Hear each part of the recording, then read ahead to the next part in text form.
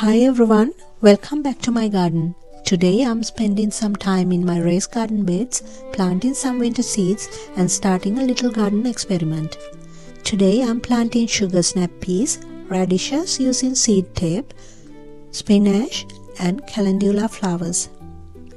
I'll also try 2 different methods with my radish seed tape to see which one works better. I love experimenting in my garden and learning what works best for future plantings. I love watching seeds grow from tiny beginnings, so I'm excited to start this journey and share the progress with you from day one. And stay until the end because I'll show you my potted mandarin tree.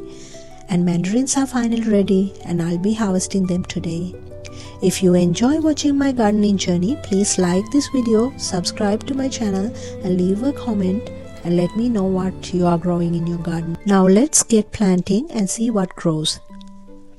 First, I prepared the soil and planned where each seed would go.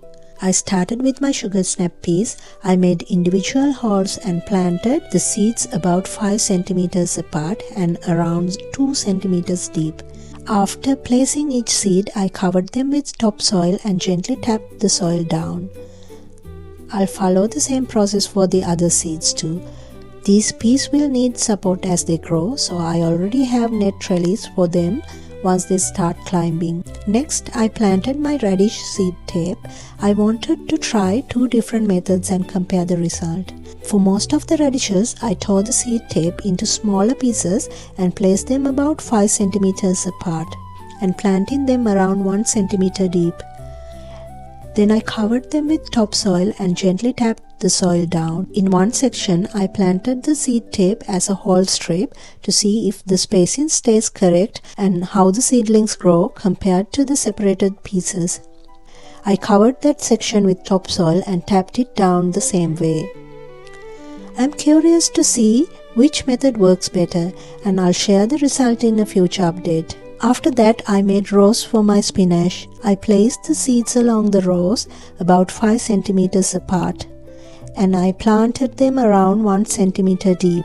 Then I covered them with a light layer of topsoil and gently tapped the soil down to help the seeds make good contact. I planted everything around 5 centimeters apart for now and I'll thin the seedlings later if they become too crowded. To finish planting, I added some calendula seeds around different areas of my garden beds. I planted them around half a centimeter deep. After that, I covered them with topsoil and gently tapped the soil down.